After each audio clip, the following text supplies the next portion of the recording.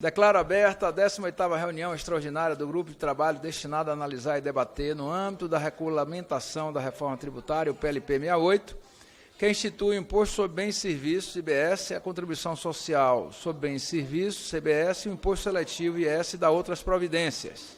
Próxima expositora, doutora Josiane Foppel, advogada tributarista. Muito obrigada, deputado. Agradeço pela oportunidade.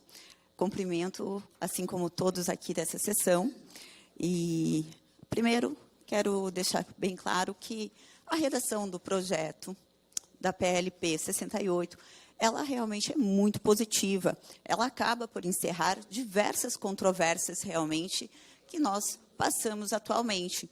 Porém, é claro que alguns ajustes são necessários, assim como qualquer reforma que se faça. Até pelo fato que, quando nós estamos debruçados sobre um assunto, é muito provável que não percebemos quais serão as dificuldades para outros aplicadores da lei. E é por isso, então, tão importante aqui que sejamos ouvidos. Bom, há duas grandes preocupações minha com relação à redação da PLP 68. Uma que muito foi debatida aqui, que diz respeito realmente ao artigo 460. Eu entendo, sinceramente, que ele deveria ser suprimido. Não há necessidade de alterarmos o artigo 14 do Código Tributário Nacional. E eu digo isso, sobretudo, porque nós passamos por um progresso com relação à interpretação, entendimento das nossas jurisprudências, tanto no Supremo Tribunal Federal, a respeito da interpretação do artigo 14 do CTN.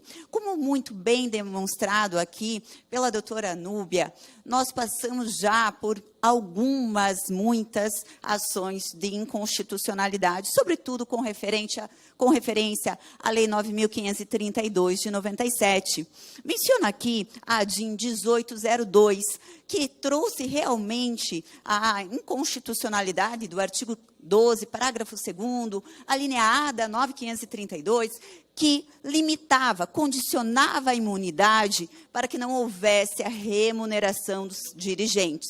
Naquela oportunidade, foi muito mencionado, sobretudo, a questão de se tratar de uma lei ordinária, que não poderia, é claro, ao crivo do artigo 146 da nossa Constituição Federal, regulamentar limitações ao poder tributário, e por isso não poderia trazer aqui limitações à imunidade, condicionando a não remuneração dos dirigentes.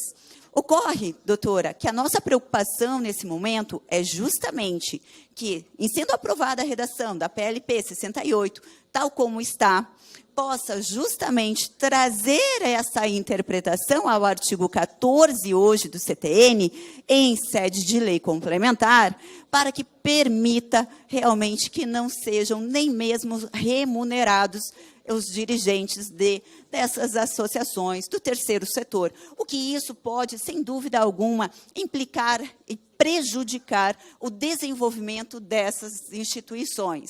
E eu digo isso, sobretudo, porque o artigo 14, ele já deixa claro que é vedado, sim, o repasse de renda, patrimônio, com a finalidade de distribuição de lucros.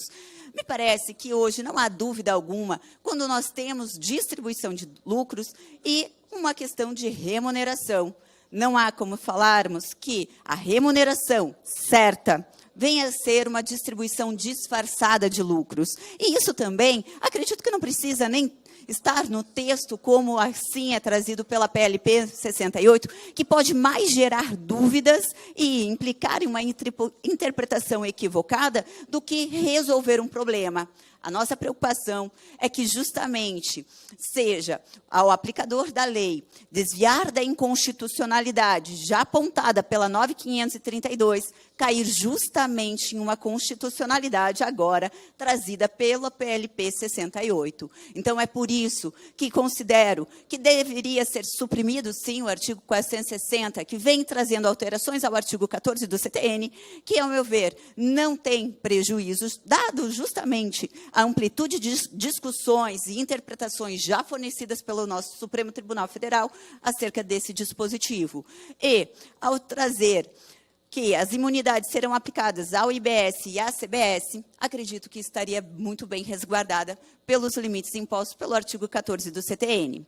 Aproveito também para esclarecer um segundo ponto que me causa preocupação. Diz respeito à questão da imunidade das exportações, que aqui, mais uma vez, parabenizo pela redação positiva, que, como disse no início, realmente põe fim a muitas controvérsias.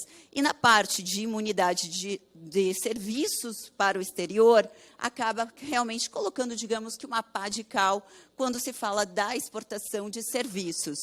Aqui, na PLP 68, observa-se que segue a corrente da utilidade e não do serviço, considerando que serviços exportados seriam aqueles de acordo com a execução e o consumo no exterior. Mas, ao adotar essa corrente, parece-me que foge dessa corrente a redação do artigo 216, parágrafo 2º, quando não considera serviços exportados, quando diz respeito aos serviços financeiros, quando esses são prestados a entidades que estão fora do Brasil, mas que são preponderantemente controladas ou investidas por residentes ou domiciliados no Brasil. Ou seja, dado ao fato de ser controlada ou ter investidas por pessoas residentes ou domiciliadas no Brasil, não serão considerados serviços exportados quando prestados a entidades lá fora? Parece-me que aqui há realmente a não aplicação do princípio da utilidade. E, por isso, eu entendo que não tem se observado também a questão da autonomia dos estabelecimentos, a autonomia patrimonial, que não quer significar, por ter residência ou ainda domiciliados aqui no Brasil, mas estar sendo o serviço prestado lá no exterior não seja considerado exportação de serviço. Então, eu entendo que deveria, sim, ter a imunidade nessa situação e, por isso, ser também suprimido o artigo 216, parágrafo 2º da PLP 68. Bom, para não ficar cansativo, tendo em vista que muitos que me antecederam falaram brilhantemente sobre as sugestões a essa PLP, eu encerro aqui e reitero a importância de suprimir o artigo 460 da PLP 68. Muito obrigada a todos.